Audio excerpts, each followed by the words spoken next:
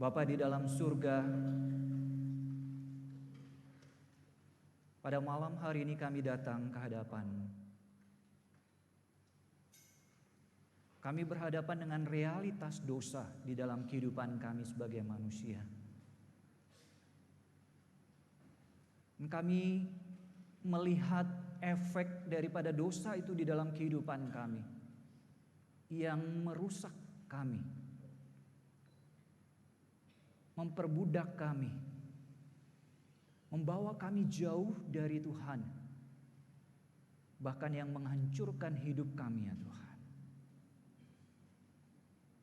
Pada malam hari ini kami datang kembali kepada Engkau, sumber hidup itu, Gembala kami yang agung, yang sudah mati bagi kami dan memberikan hidup itu kepada setiap kami.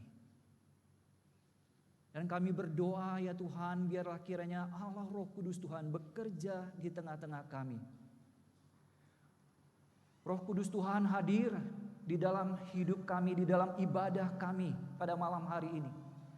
Bekerja di tengah-tengah kami, baik kami yang ada di tempat ini, maupun juga yang menyaksikannya di luar sana. Kami berdoa ya Tuhan, biarlah kiranya Engkau menolong kami pada waktu kami membaca dan merenungkan firman-Mu. Biarlah kiranya firman-Mu itu kembali berbicara kepada setiap kami. Di dalam nama Tuhan kami Yesus Kristus kami berdoa. Amin. Selamat malam jemaat yang dikasihi oleh Tuhan. Shalom semua. Ya, malam ini adalah Christmas Eve. Ini adalah malam spesial buat kita sebagai anak-anak Tuhan, di mana kita akan merayakan dan mempersiapkan diri dan hati kita untuk menyambut Natal besok hari. Nah, kita akan memikirkan dan bersama-sama akan melihat satu tema, yaitu Christmas and Worship. Christmas and Worship. Nah, saya mengajak kita untuk membuka bagian Alkitab yang menjadi dasarnya dari Lukas pasal pertama. Lukas pasal pertama, saya akan membacakan ayat dari ayat ke-61 hingga ayat yang ke-76. Meskipun fokus kita nanti adalah pada ayat 74 sampai 75, namun kita akan membacakan mulai dari 67 sampai ke ayat 75. Saya akan bacakan untuk kita semua dan saya ambil dari Alkitab TB2. Nyanyian pujian Zakaria. Zakaria ayahnya penuh dengan Roh Kudus lalu bernubuat. Terpujilah Tuhan Allah Israel sebab ia datang untuk melawat dan membebaskan umatnya. Ia menumbuhkan sebuah tanduk keselamatan bagi kita di dalam keturunan Daud hambanya itu. Seperti yang telah difirmankannya sejak purbakala oleh mulut nabi-nabinya yang kudus.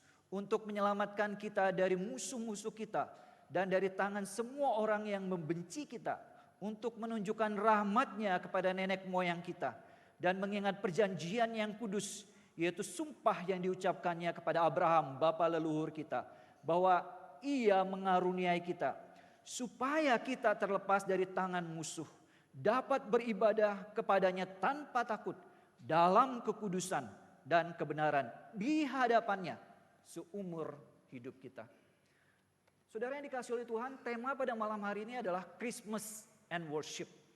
Nah, pada waktu kita bicara tentang worship atau ibadah penyembahan, saudara, kita menemukan ada berbagai macam orang melakukan ibadah.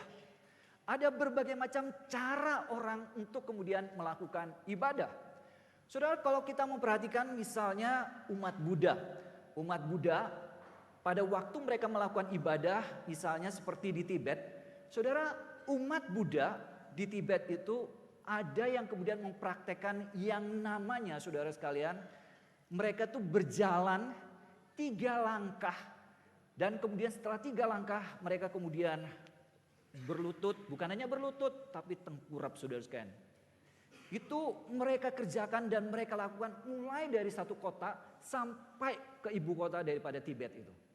Mereka lakukan itu, saudara, sebagai sebuah ungkapan untuk apa, saudara? Sebuah doa kepada Allah mereka. Dan juga sebagai upaya untuk kemudian memurnikan diri mereka. Itu yang mereka lakukan, itu yang mereka kerjakan. Saudara bayangkan itu perjalanan panjang saudara. Berkilo-kilo, berpuluh-puluh kilo mereka lakukan seperti itu. Jalan 3 langkah kemudian mereka telungkup. Jalan lagi 3 langkah telungkup lagi. Sampai menuju kepada ibu kota daripada Tibet. Itu mereka kerjakan. Sekian lama saudara. Dan itu praktek yang juga kita temukan, praktek yang mirip dengan itu, kita temukan misalnya di dalam kehidupan orang-orang Buddha di Singapura saudara.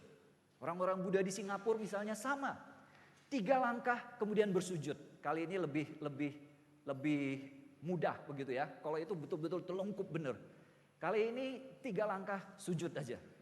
Masih lebih oke saudara sekalian. Nah tapi itu yang dilakukan oleh teman-teman kita orang Buddha.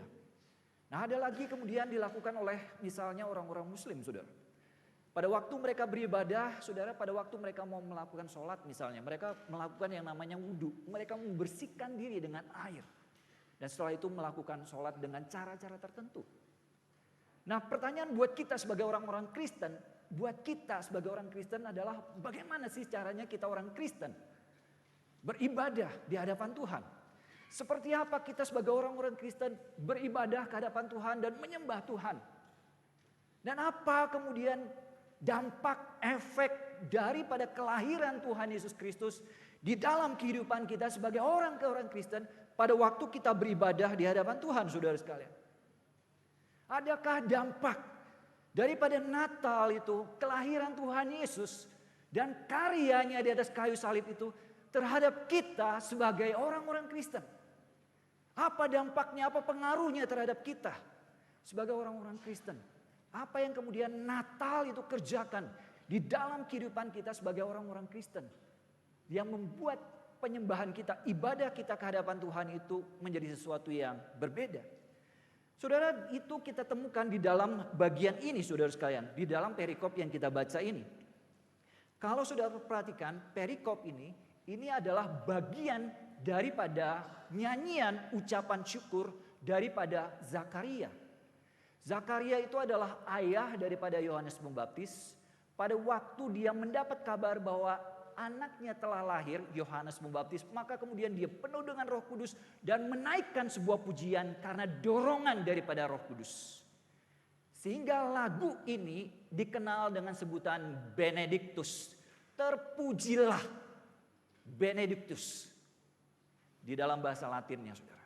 Kalimat dalam bahasa Latin itu dimulai dengan Benedictus. Sehingga kemudian pujian ini terkenal dengan sebutan Benedictus. Nah kalau kita perhatikan pujian ini pada dasarnya.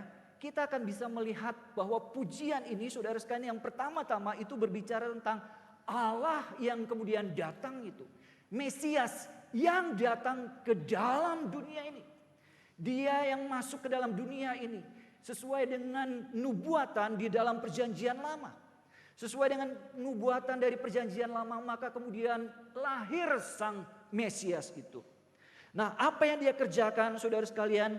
Di sana saudara di dalam ayat 71 dia menyelamatkan kita. Kemudian 72 untuk menunjukkan rahmatnya dan sebagainya saudara. Nah saudara setelah apa yang dikerjakan oleh sang Mesias itu. Setelah apa yang kemudian dilakukan oleh Mesias itu. Maka kemudian hasilnya, dampaknya itu di dalam ayat 74 dan 75 yang menjadi fokus kita pada malam hari ini. Ayat 74 dan ayat 75 yang menjadi fokus kita. Nah saudara, kalau kita lihat dan kita pelajari 2 ayat yang singkat ini mengajarkan pengajaran yang luar biasa kepada kita sebagai orang-orang Kristen. Nah di dalam ayat 74 di sana saudara, di sana dikatakan demikian bahwa supaya kita terlepas dari tangan musuh dapat beribadah kepadanya tanpa takut. Saudara jadi dengan kata lain pada waktu Mesias itu datang, juru selamat itu datang. Dia mengerjakan sesuatu di dalam kehidupan daripada anak-anaknya, umatnya. Tujuan akhirnya apa? Untuk apa dia mengerjakan semuanya itu? Ayat 74 itu mengatakan supaya apa? Supaya kita terlepas dari musuh kita. Tujuannya adalah dapat beribadah kepadanya tanpa takut. Saudara, itu yang pertama, saudara sekalian. Bahwa pada waktu kita dibebaskan, kita bisa beribadah tanpa takut. Nah, saudara, kita ini dibebaskan dan dilepaskan dari apa, saudara? Apa yang kemudian menjadi musuh kita sebagai orang-orang Kristen?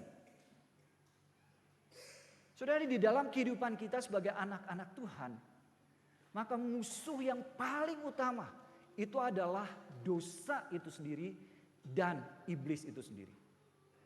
Alkitab mengatakan bahwa kita sebagai orang-orang, sebagai umat manusia, kita adalah manusia-manusia yang diperbudak oleh dosa. Kita ada di dalam perhambaan, di dalam dosa. Seperti yang digambarkan oleh fragmen atau drama yang kita lihat tadi, saudara. Bahwa kita adalah orang-orang yang diperbudak oleh dosa. Diperhamba oleh dosa. Diikat oleh dosa. Kita tertawan oleh dosa. Dan sebagai orang-orang yang terikat dengan dosa, tertawan dengan dosa, maka kita hidup di dalam pekerjaan-pekerjaan untuk memuaskan atau untuk menuruti kehendak Tuhan kita. Yaitu siapa? Dosa itu. Sehingga di dalam kehidupan kita, saudara sekalian, dosa itu bermunculan. Dosa itu kita kerjakan, saudara. Dosa itu kita lakukan di dalam hidup kita. Karena pada dasarnya kita adalah hamba dosa. Kita adalah orang-orang yang diperbudak oleh dosa. Sehingga apa yang kita kerjakan, apa yang kita lakukan, itu muncul sebagai bentuk dari perbudakan kita karena dosa. Saudara sekalian, di dalam kehidupan kita sebagai orang Kristen, kita mungkin berkata, saya enggak berdosa-berdosa amat kok. Hidup saya paling enggak adalah kehidupan yang juga oke kok. Saudara, tapi di dalam kehidupan kita sebagai orang-orang Kristen, dosa itu berakar di dalam hati kita, saudara sekalian. Dia ada di dalam hati kita, menguasai hati kita. Sehingga dari dalam hatilah muncul semua perbuatan-perbuatan dosa itu. Muncul pikiran berdosa itu. Muncul kemudian niatan berdosa itu. Muncul kemudian kehendak untuk berdosa itu. Semuanya, saudara sekalian, di dalam Alkitab dikatakan berakar di dalam hati kita sebagai manusia. Karena kita adalah hamba daripada dosa. Selain daripada itu, kemudian saudara sekalian, kita tanpa kita sadari, kita menjalankan rencana-rencana daripada iblis sebagai penguasa di dalam kehidupan kita. Rencana-rencana iblis, kehendak daripada iblis, kita jalankan tanpa kita sadari, saudara sekalian, karena kita berada di bawah kontrol daripada iblis itu sendiri. Tetapi kita membaca di dalam bagian ini bahwa kita terlepas dari tangan musuh. Kita adalah orang-orang yang dilepaskan dari perbudakan dosa karena kehadiran Tuhan Yesus Kristus dan karyanya di atas kayu salib. Maka kita tidak lagi berada di dalam perbudakan dosa, saudara. Tuhan Yesus Kristus dan karyanya di atas kayu salib itu melepaskan kita dari perbudakan dosa. Sehingga kita tidak ada lagi di bawah perbudakan dosa itu, saudara. Kita bukan lagi hamba dosa, tetapi hamba Yesus Kristus. Kita tidak lagi kemudian berada di bawah kekuasaan daripada iblis, karena kita dipindahkan ke dalam kerajaan anaknya. Kolose pasal 1 ayat 13. Kita dipindahkan dari kuasa kegelapan itu kepada kerajaan anaknya yang terkasih. Kita tidak lagi berada di bawah kuasa dosa dan tidak ada lagi di bawah pemerintahan daripada iblis di dalam kehidupan kita. Saudara, tetapi orang Kristen seringkali berpikir, kalau saya sudah selesai dengan dosa, kalau Tuhan Yesus itu sudah mengampuni semua dosa-dosa saya, maka hidup selanjutnya hidup apa? Hidup untuk menjalankan apa yang saya mau. Hidup yang kemudian hidup dijamin untuk berdosa. Maksudnya apa? Kalau saya berdosa nanti gampang minta ampun sama Tuhan. Kalau saya berdosa gampang minta ampun sama Tuhan. Terus menerus seperti itu. Tapi kalau kita baca bagian ini, di sini dikatakan apa, saudara? Pada waktu waktu kita itu terlepas dari tangan musuh, supaya apa saudara? Tujuannya apa? Dapat beribadah kepadanya tanpa takut saudara. Jadi kita diharapkan supaya kita pada waktu kita dibebaskan dari perbudakan dosa. Pada waktu kita dibebaskan dari kekuasaan iblis saudara. Tujuannya itu adalah apa saudara? Tujuannya adalah supaya kita bisa beribadah kepada Tuhan. Supaya kita bisa berbakti kepada Tuhan itu saudara. Tujuannya itu saudara. Jadi kita dibebaskan untuk sebuah tujuan. Sebuah tujuan untuk beribadah ke hadapan Tuhan tanpa rasa takut. Jadi kalau ada orang Kristen berkata, saya menjadi orang Kristen dan sudah dibebaskan dari dosa, supaya apa? Saya bisa berdosa dan minta ampun sama Tuhan. Berdosa, minta ampun sama Tuhan. Itu bukan tujuan daripada hidup orang Kristen, saudara. Tujuan hidup orang Kristen adalah pada waktu Yesus Kristus datang memerdekakan kita. Tujuannya adalah we worship and serve God. Saudara. We worship and serve God sebagai Allah yang sudah membebaskan kita, Allah yang sudah melepaskan kita dari perbudakan dosa, supaya kita menyembah Tuhan, saudara. Supaya kita hidup beribadah melayani Tuhan. Itu tujuan hidup kita sebagai orang-orang Kristen. Westminster Confession of Faith, kalau Bapak Ibu tahu, Westminster Confession of Faith itu mengatakan bahwa tujuan hidup daripada manusia is to enjoy God and to glorify Him. Tujuan hidup daripada orang-orang Kristen itu adalah untuk memuliakan Allah dan untuk menikmati Dia. Menikmati Allah itu selama-lamanya di dalam hidup kita. Itu tujuan hidup daripada orang-orang Kristen, saudara sekalian. Dan selanjutnya juga dikatakan di sini, saudara sekalian, bahwa kita beribadah, kita kemudian berbakti kepada Tuhan itu tanpa rasa takut, saudara. Itu ibadah daripada orang-orang Kristen. Suatu ibadah yang tidak disertai dengan rasa takut. Kenapa? Karena kita sudah dibebaskan daripada perbudakan dosa. Kita sudah kemudian diampuni dosa-dosa kita, sehingga kita tidak lagi berada di bawah murka Allah. Hukuman Allah sudah tidak ada lagi, saudara. Kita sudah dibebaskan, dilepaskan. Sehingga pada waktu kita beribadah, ibadah kita itu bukan dimotivasi karena rasa takut di dalam diri kita. Apa yang mendorong kita untuk beribadah itu bukan karena rasa takut kita, karena ketakutan kita, karena nanti kalau saya nggak beribadah, saya usahanya nggak diberkati Tuhan. Kalau saya nggak beribadah kepada Tuhan, maka kemudian saya masuk neraka. Kalau saya kemudian nggak beribadah, berbakti sama Tuhan, maka nanti hidup saya celaka, mengalami kecelakaan dan sebagainya.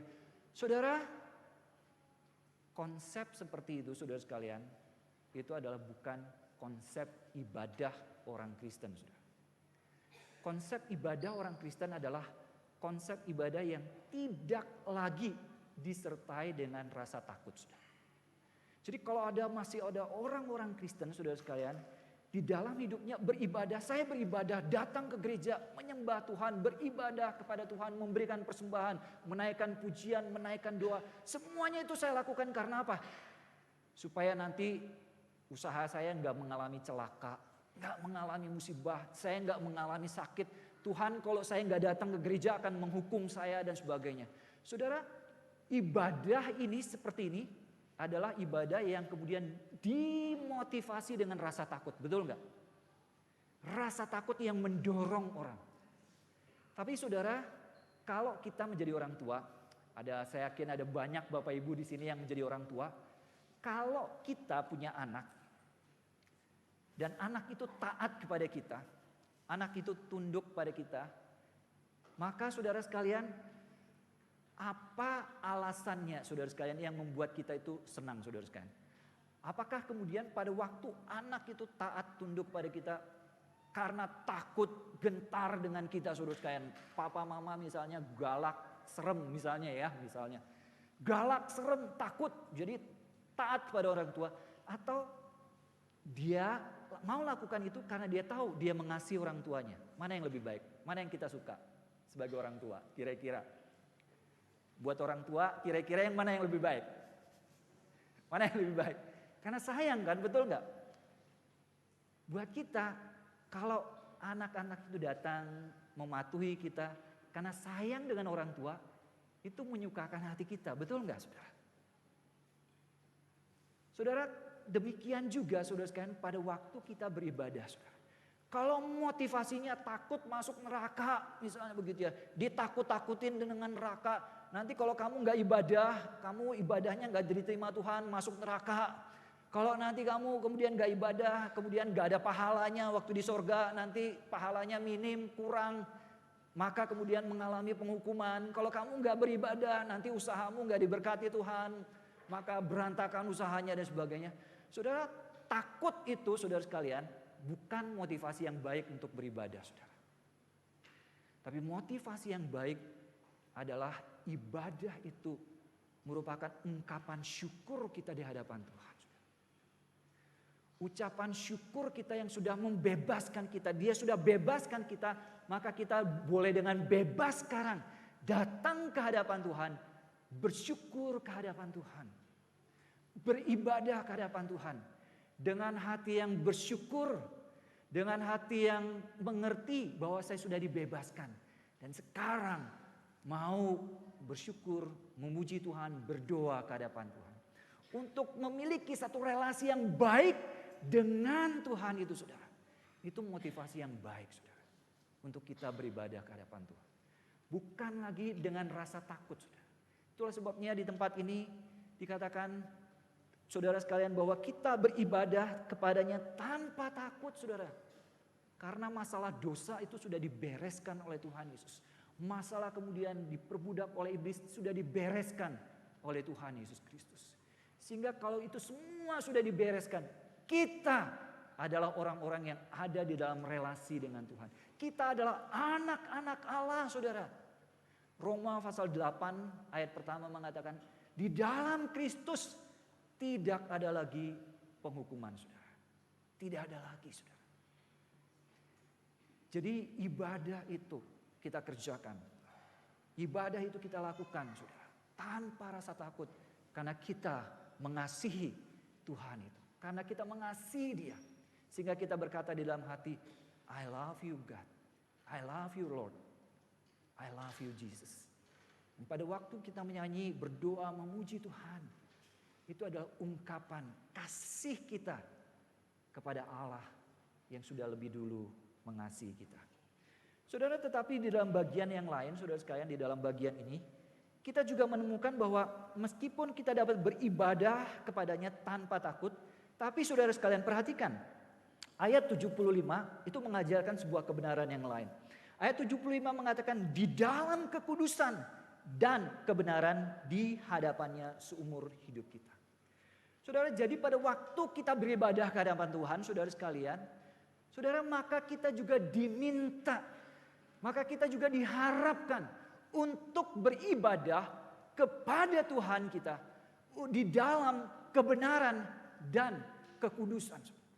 Jadi ada kebenaran dan kekudusan yang mewarnai hidup kita pada waktu kita beribadah ke hadapan Tuhan. Dengan kata lain, saudara, Tuhan meminta pada waktu kita beribadah kepada Dia. Dia meminta supaya kita sebagai anak-anaknya datang ke hadapan Tuhan itu dengan kebenaran, saudara. Juga dengan kekudusan di dalam hidup kita, saudara. Itu yang Tuhan minta, yang Tuhan harapkan, saudara. Jadi dengan kata lain, kekudusan, saudara sekalian, dan kebenaran yang diharapkan. Nah, apa kebenaran dan kekudusan ini? Nah, saudara, John Calvin itu adalah seorang teolog Kristen pada abad ke-16. Dia hidup sekitar tahun 1500-an dan melayani di kota Jenewa. John Calvin itu mengatakan bahwa kebenaran, kekudusan dan kebenaran di sini itu paralelnya adalah kepada dua loh batu. Dua loh batu yang diberikan kepada Musa. Jadi dua loh batu itu berisi perintah-perintah yang bagian yang pertama itu berkaitan dengan relasi kepada Allah. Dan bagian yang kedua di dalam loh batu itu itu adalah 10 perintah Tuhan, itu berkaitan dengan manusia. Jadi dengan kata lain di dalam perintah-perintah Tuhan 1 sampai 4 itu adalah perintah berkaitan dengan Allah, vertikal. Nah, sedangkan kemudian 5 sampai 10 itu adalah berkaitan dengan manusia, horizontal. Jadi kita sudah lihat saudara sekalian di situ.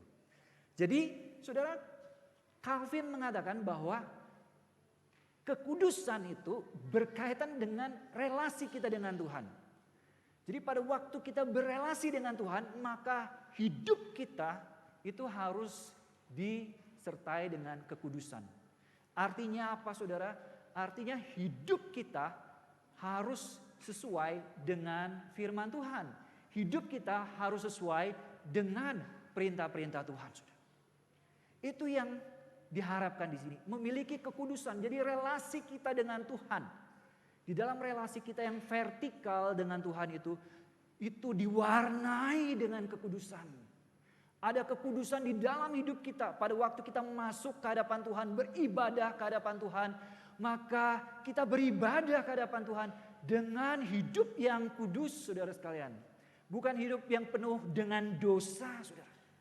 Tapi kita dipenuhi dengan kekudusan di hadapan Tuhan.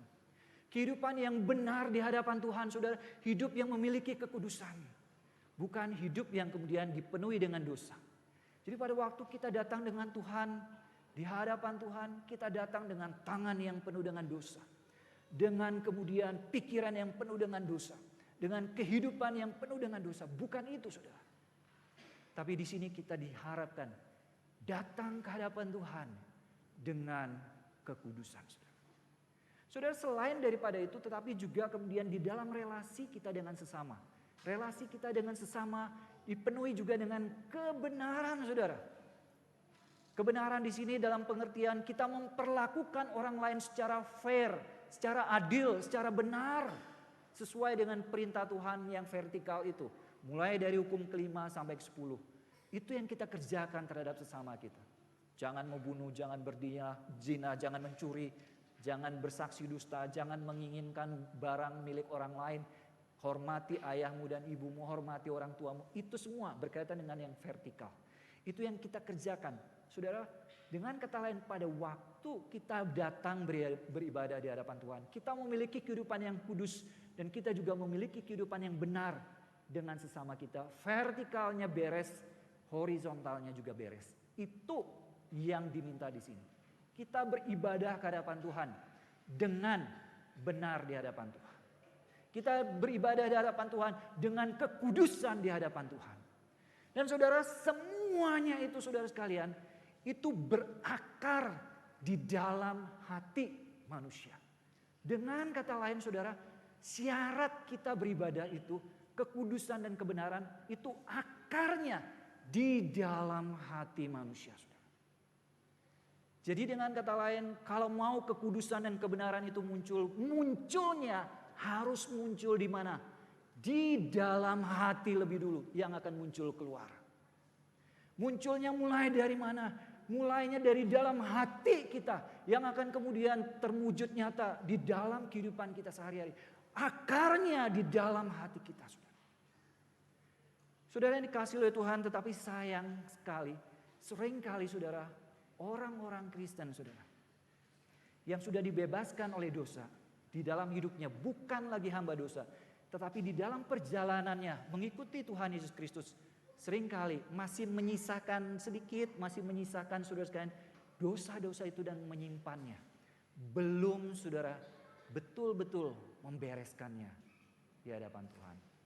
Ada ruang-ruang yang tersembunyi di dalam hati kita yang mungkin orang lain tidak tahu, yang mungkin keluarga kita tidak tahu, pasangan kita tidak tahu, yang kita simpan saudara sekalian bersama dengan password di HP kita yang pasangan kita pun gak bisa buka, begitu saudara sekalian. HP kita itu kita jaga baik-baik saudara sekalian. Yang pada waktu orang lain buka, bahkan pasangan kita pun buka, gak bisa, mesti pakai password saudara sekalian. Kita simpen baik-baik itu semua dengan alasan privacy doang, begitu ya. Ini adalah private property-nya saya, privacy-nya saya yang pasangan saya pun gak bisa untuk masuk ke sana. Saudara, ada bagian-bagian yang tersembunyi yang kadang di dalam hidup kita biarkan. yang sampai orang lain pun tidak tahu. Tapi Tuhan mau saudara, hati kita itu pun diwarnai dengan kekudusan dan kebenaran. Mulainya dari mana? Dari dalam hati kita saudara sekalian. Supaya kita dapat beribadah ke dalam kebenaran dan kekudusan saudara. Saudara yang dikasihi oleh Tuhan, semuanya itu terjadi dalam hidup kita. Semuanya itu bisa terjadi karena Kristus datang ke dalam kehidupan kita. Dan Kristus itu membebaskan kita dari dosa-dosa. Karena kehadiran Mesias itu, maka kemudian kita bisa hidup dan beribadah ke hadapan Tuhan dengan tanpa takut, dengan kekudusan dan kebenaran. Saudara yang dikasihi oleh Tuhan, saudara, di dalam perayaan Natal, saudara sekalian, ada banyak tradisi Natal dan ada banyak simbol-simbol Natal, saudara. Saudara, salah satunya itu adalah simbol pohon Natal ini, saudara. Nah, pohon Natal ini diceritakan pertama kali digunakan oleh orang-orang Kristen itu adalah orang-orang Kristen Jerman. Orang-orang Kristen Jerman yang menggunakannya, saudara. Mereka kemudian membawa masuk pohon Natal. Nah, tetapi saudara, diceritakan dan dikatakan bahwa yang pertama kali mendekor pohon Natal itu dan kemudian memberikannya dekor termasuk lilin dan sebagainya, itu adalah Martin Luther. Martin Luther itu adalah seorang tokoh reformator di Jerman, saudara. Dia hidup sekitar tahun 1500-an akhir, saudara sekalian, 1500-an dia hidup sekitar tahun itu, saudara sekalian. Dan saudara, dia adalah tokoh reformator. Diceritakan bahwa satu kali pada waktu malam menjelang Christmas Eve seperti ini, dia pulang ke rumahnya di kota Wittenberg itu, di Jerman, saudara sekalian, di kota Wittenberg, dan dia pulang malam-malam. Pada waktu dia pulang malam dan di Wittenberg itu sudah winter, pada masa-masa seperti ini winter dan ada banyak salju, saudara. Dan kalau sudah ada banyak salju di Eropa itu, maka banyak pohon-pohon itu akan kemudian rontok dan menjadi kemudian rontok daun-daunnya. Nah, tapi dia perhatikan, saudara, bahwa pohon Natal itu di tengah-tengah winter penuh salju, dingin bukan main, itu tetap menunjukkan warna hijaunya, saudara. Pohon Natal itu hidup dan tetap menunjukkan warna hijaunya. Nah, saudara, pada waktu dia pulang, saudara sekalian, dia ketemu dengan anak-anaknya. Dan saudara, dia pingin pohon Natal yang dia lihat itu dia bawa pulang, saudara. Dan bukan hanya itu, saudara sekalian, tapi di dalam perjalanan itu dia juga lihat, jadi selain pohon Natal, dia lihat ke atas itu banyak bintang-bintang di malam gelap itu. Bintang-bintang yang berkelap-kelip.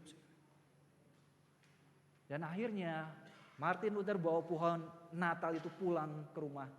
Dan kemudian dia menghiasi pohon Natal itu dengan lilin.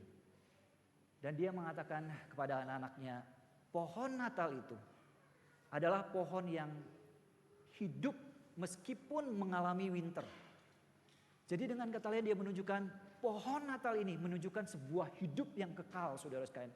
Sebuah kehidupan yang kekal yang diberikan oleh Sang Pemberi hidup itu, dia adalah Yesus Kristus, Mesias itu. Dan lilin-lilin ini dia katakan menunjukkan kepada terang yang ada, saudara sekalian, di malam itu. Kita lihat slide-nya, slide berikutnya. Tolong kasih lihat Martin Luther slide-nya. Saudara, dan inilah sebabnya tradisi Natal kita. Ada pohon Natal dan kemudian juga ada hiasannya, lampu-lampunya. Tapi saudara, itu semua saudara sekalian menunjukkan bahwa lambang ini mau menunjukkan bahwa ada kehidupan yang kekal yang diberikan kepada kita. Betul, saudara. Tetapi selain daripada itu, ada juga terang yang diberikan kepada kita sebagai orang-orang Kristen. Yang menerangi hati kita. Yang mungkin yang sudah kita simpan, saudara. Yang kita tutupi sedemikian rupa. Bahkan dari pasangan kita. Dari orang-orang sekitar kita yang mereka nggak tahu, saudara. Tetapi Kristus yang terang itu hadir, saudara sekalian. Bahkan mau menerangi hati kita yang gelap itu. Yang masih ada sisa-sisa dosa itu. Yang masih dikuasai dengan dosa itu. Kristus itu datang, saudara sekalian, mau menerangi hati kita, saudara. Saudara, pada waktu kita merayakan Natal pada Christmas Eve ini, pada malam Natal ini, saudara. Saudara, maukah sang terang itu, Mesias itu hadir di dalam hati kita, menerangi hati kita.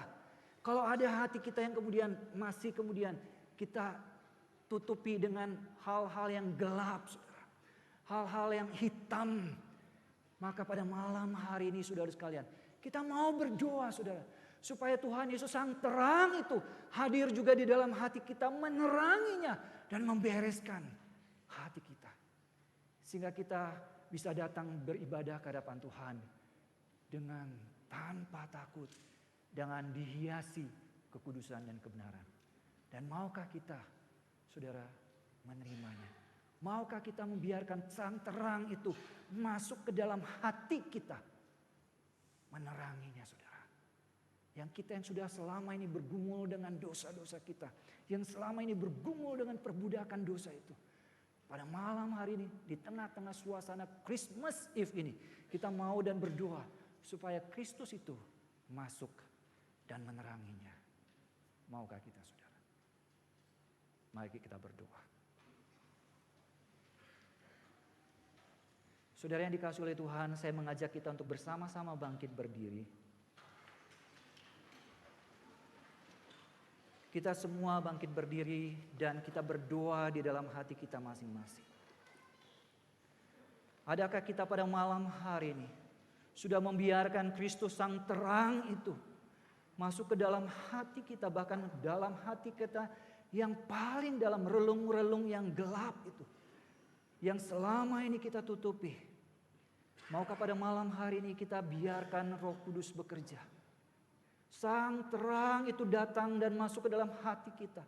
Bekerja di sana, menerangi itu, membereskan itu. Maukah kita pada malam hari ini, saudara? Saudara, kalau Roh Kudus Tuhan bekerja di dalam hati kita pada saat ini, kalau ada kuasa Roh Kudus Tuhan berbicara pada kita pada malam hari ini, saudara. Saudara, biarkan Roh Kudus itu bekerja. Biarkan Tuhan Yesus masuk ke dalam hati kita, menerangi hati kita. Sehingga kita bisa beribadah ke hadapan Tuhan dengan kebenaran dan kekudusan. Kita berdoa, saudara, di dalam hati kita. Saya akan memberikan waktu untuk setiap kita memberikan respon terhadap firman Tuhan yang sudah kita dengarkan. Kita berdoa secara pribadi. Biarlah di dalam momen Natal ini kita tidak mau membiarkannya berlalu. Pada malam Christmas Eve ini kita berdoa supaya Tuhan hadir di dalam hati kita, meneranginya. Kita berdoa, saudara. Silakan saudara berdoa dan berseru ke hadapan Tuhan. Saudara berbicara kepada Dia. Apa yang menjadi pergumulan saudara? Apa yang menjadi dosa yang mengikat saudara? Biarkan Kristus meneranginya. Biarkan Kristus membebaskannya, saudara. Berdoalah dan berserulah. Memohon supaya Tuhan membebaskan saudara. Supaya Tuhan melepaskan saudara. Supaya saudara bisa berdoa, beribadah tanpa takut dengan kebenaran dan kekudusan.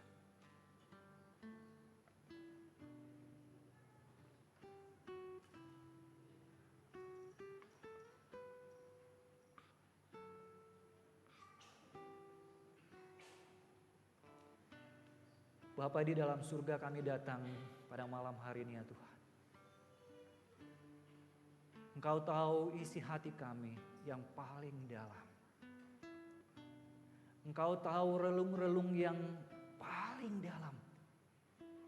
Yang bahkan selama ini kami tutupi, kami simpan rapat-rapat.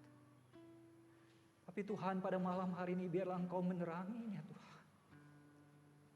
Biarlah Engkau meneranginya dan berbicara kepada kami. Sehingga pada malam hari ini Tuhan, kami boleh sungguh-sungguh merasakan bahwa Mesias itu adalah juru selamat dunia yang membebaskan kami dari dosa kami.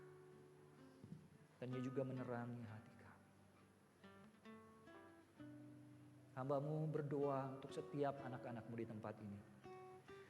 Baik ada yang ada di lantai 1, ada di lantai bawah, maupun juga yang ada di lantai atas sana, yang pada saat ini sedang berdoa, berseru ke hadapan-Mu ya Tuhan. Tuhan hampiri kami satu persatu. Tuhan sapa kami satu persatu. Terima kasih Tuhan. Di dalam nama Tuhan Yesus kami berdoa. Amin. Silakan duduk jemaat sekalian.